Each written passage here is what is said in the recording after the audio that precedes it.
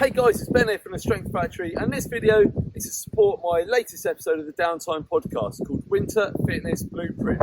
Now, if you've come to this video through my YouTube channel and you haven't listened yet, then hit pause on this, come back later, scroll down to the description, hit the link and go and listen to Downtime right now. If you already listened and you found me that way, awesome. I really hope you enjoyed the episode. Now, what I want to do here is just fill in a few of the gaps, give you a little bit more information, give you a little bit more help so that you can go forward this winter and improve your fitness and your enjoyment for mountain biking, which is what it's all about. Now, I'm up here on the hills just south of Bristol, and yeah, it's a beautiful autumn day. And getting to these places, these beautiful and wild places, it's a big part of what mountain biking is all about. Whether you're all about the uphills, all about downhills, or just a bit of everything, like most of us are, then places like this and being able to access them is really special. And for those of you who have never really thought about training and fitness and things like that, what I would say to you is that being fitter, it just makes all of this more fun. It means you can go further. It means you can climb higher. It means you can do more downhills or more climbs if you're into that. Okay, so Fitness Blueprint is about helping you do that this winter.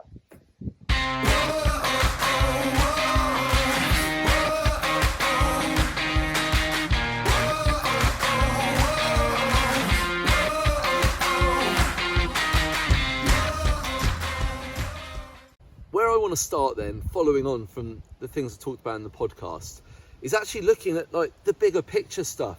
Your lifestyle and your general approach to staying fit and healthy, and then ultimately improving your riding on your mountain bike. Because yes, sets and reps and intervals and all of that, they're important, but they only matter if you actually get around to doing it, okay? And this is the stuff that is kind of not very sexy or glamorous, but I don't hear any other coaches talking about, For you guys, most of whom are probably similar to me, you're in your 30s and 40s, maybe 50s, family, job, commitments, all of that. You're not pro riders, most of you. Actually figuring out how to make this a consistent and positive part of a long-term lifestyle, that's the key, and that is one of the messages I was trying to get across in the Winter Fitness Blueprint podcast. So how do we start doing that? Well, a really great place to start is having a look at the time you've got. And for all the people who say, I don't have time to train, maybe I'm being a dick, but you probably do. You're just not prioritizing it. Maybe you're prioritizing Netflix or staying at work late to please the boss who's impossible to please. Maybe you're, going for a Subway at lunchtime every day when you could have a packed lunch, and then that would leave you time to hit the gym for 40 minutes or something like that. Now, there will be people out there who don't have time. I understand that. And there'll be periods where you won't have time. But on the whole, if we can consistently prioritize some fitness and some training, then you're going to be a lot better off for it on and off the bike. I mean, think about it now. If you're listening to this and watching this and you're a mountain biker, you already probably prioritize mountain biking every Sunday morning, let's say.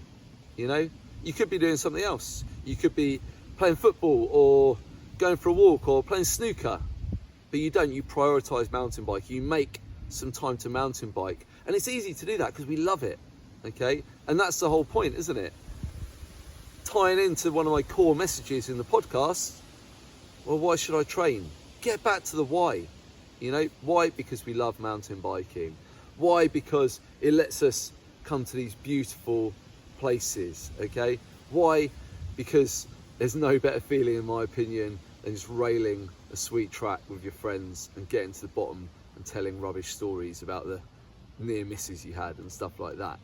Okay, so I think the first thing, and one of the just most important things for you guys watching and listening, is just, making that time in your lifestyle, making health and fitness a priority, and then that's going to make it easy to get fitter and stronger and faster on your bike. Deal with those and you have more fun on your bike. Even if you're not motivated by the idea of performance, hopefully you're motivated by the idea of more fun. Thinking more then about the why that's going to be behind your motivation to put some extra effort in this winter. Although this year sucked thanks to COVID and all my races and events got cancelled, it doesn't mean that's the case next year.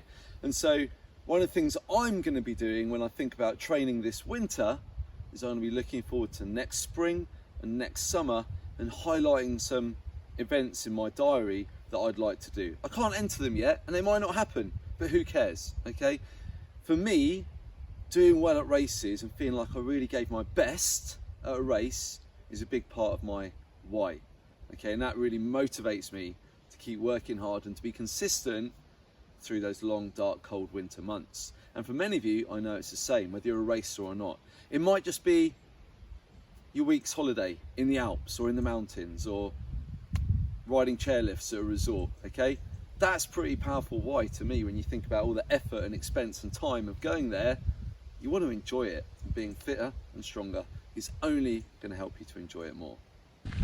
One of the topics that I touched on during the podcast was this idea of using nasal breathing more, both in terms of your health, but also for improving your cardiovascular and in particular your aerobic fitness. Now, to try and show you, I've rigged up this pretty funky GoPro angle with some funny contraption that I got off of eBay, so we're going to see how it goes.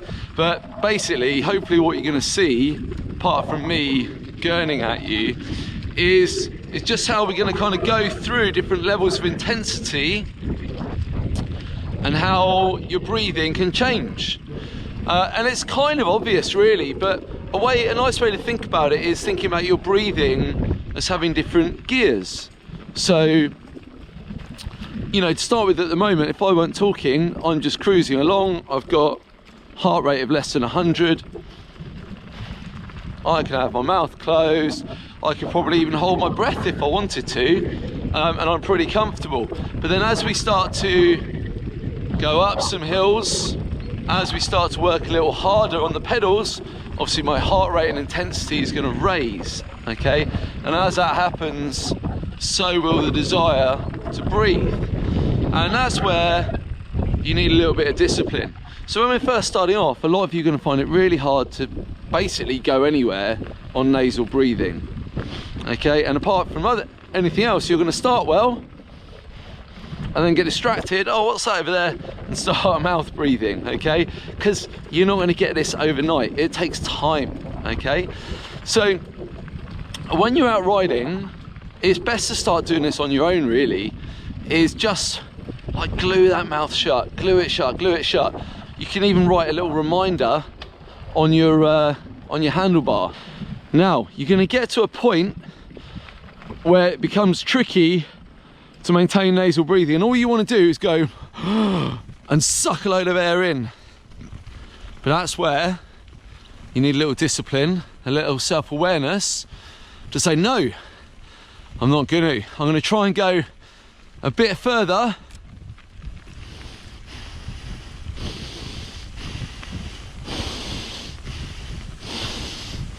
Okay, and it's going to be a bit weird. It's going to feel a bit strange at first, especially if it's cold. But it's going to start training you to do more work through your nose and less through your mouth. Basically, by using this process over time, you're going to get better at it, obviously. It's how any training works, isn't it? First it's uncomfortable, then it gets a bit easier, and then it gets easier, and then normally you then make it harder, don't you? And so that's the same process here. Now obviously, there's going to become a point where you can no longer maintain nasal breathing, and so then you can try using like 3 or 4 breaths in the nose and then just gulp a big one through the mouth, or you can try in through the nose, out through the mouth. So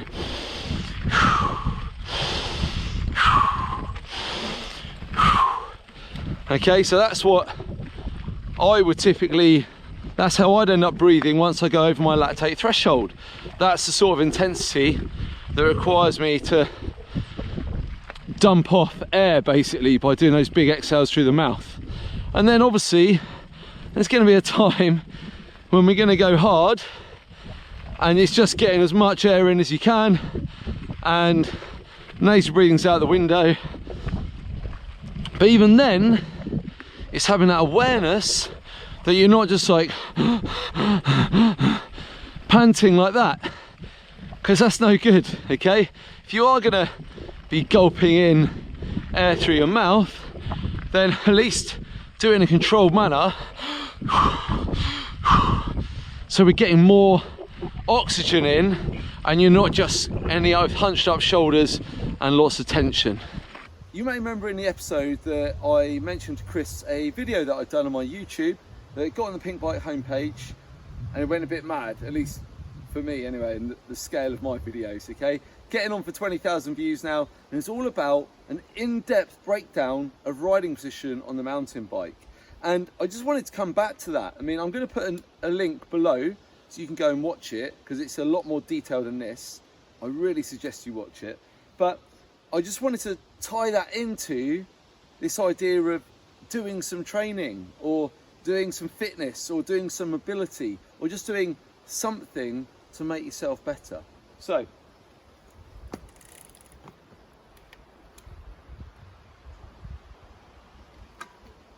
that's the position, isn't it? Now, some people call it attack position, some people call it a ready position. I like to call it the flow position, but whatever, it's all basically the same thing. And this position, it opens up everything else on the trail.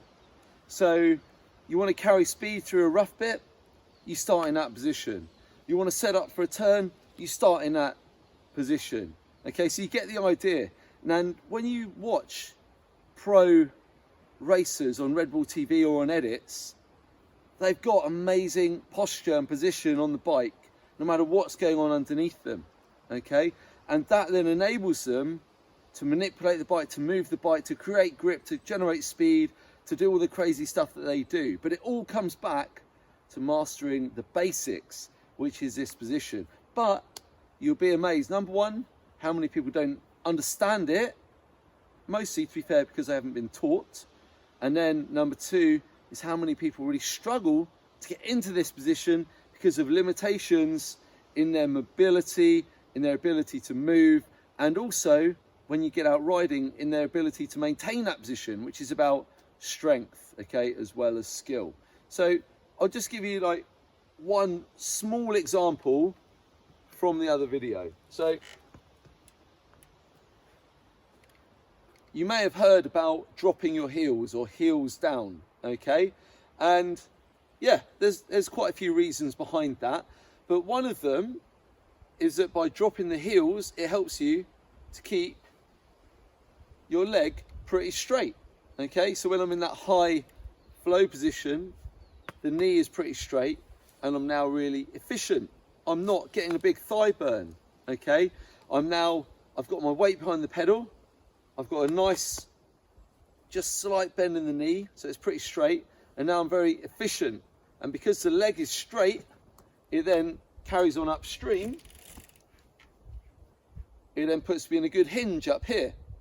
Whereas if you don't have that mobility here, your foot's level, the knee is more bent, and what tends to happen is that people tend to come further forward with their hips, and now we're not in an optimal riding position. And that's just one small thing, and this thing is why I assess everyone's ankle mobility when they come to the gym, and why everyone who starts my online program, one of the first things they'll do in week one is a mobility assessment, which includes, guess what, your ankle mobility. And then we're going to do something about it, okay? Because if you don't have that ankle mobility, it's just one little thing that's going to restrict your ability to ride. And when I'm designing a training program, okay, for an individual or for a large population of riders, like I have with the complete mountain bike program, it all comes back to this position. I'm trying to make you as strong as possible in this position, not this position, okay, in this position on the bike, because that is where you're going to have the biggest benefit to your riding, okay? So have a think about your position, film yourself riding, watch my video, okay? And if you want to build a really strong riding position, then guess what? Use the discount code on the end of the podcast, okay? Use the code Downtime, and the link below to get yourself signed up to the complete MTB program, and then you don't even have to think about it. You just have to do it, and you can thank me later. So I'm still out riding, doing my video, and I've come to this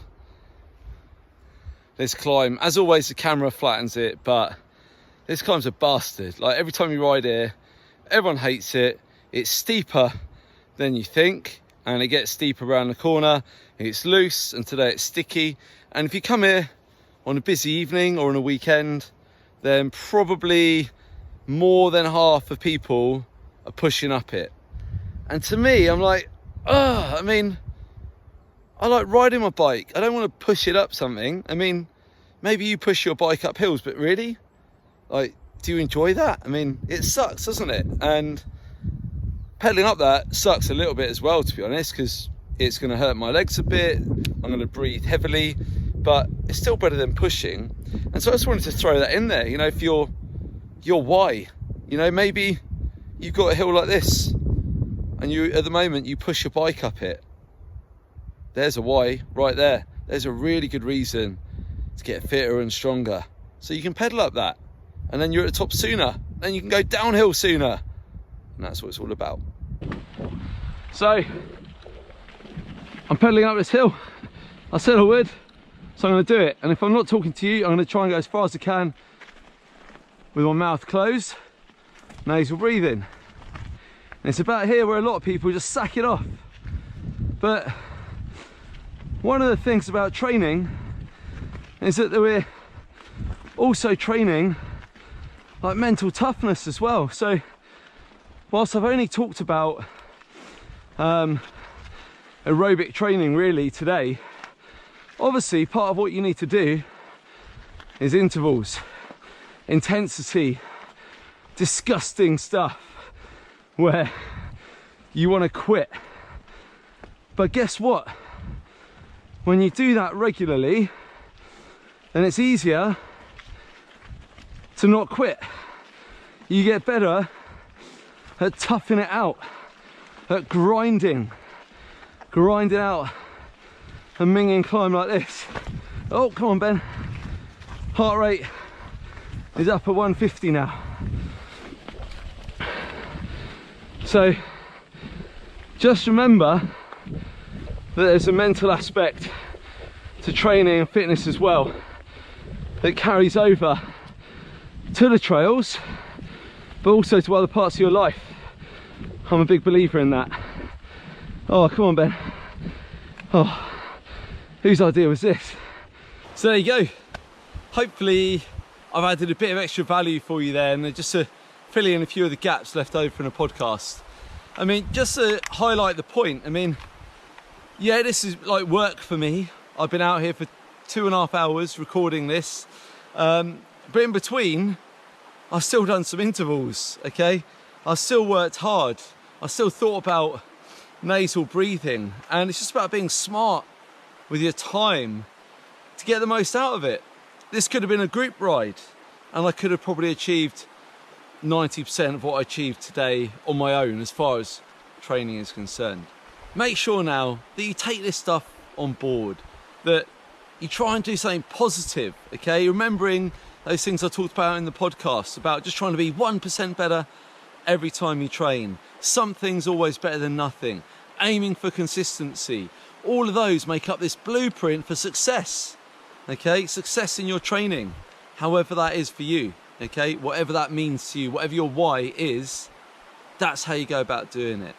Now make sure you check out the link below, okay? Check out the complete mountain bike program. So if you've watched this far, then you're probably thinking, maybe Ben knows what he's talking about, okay? And I do. I've coached, as well as World Cup racers and EWS pros, I've coached literally hundreds of everyday trail riders and age group racers like you in the gym and online. I understand what you need. I understand what holds you back. And most importantly, I understand how to do something about it. And that is the knowledge and the passion for riding that has gone into this program. Okay, so check the link below. Any questions, just fire them over to me. I'll clear it up for you as quick as I can. Use the code Downtime to get your discount and make this the best winter of training you've ever had, which will make next spring and summer amazing. Thanks very much.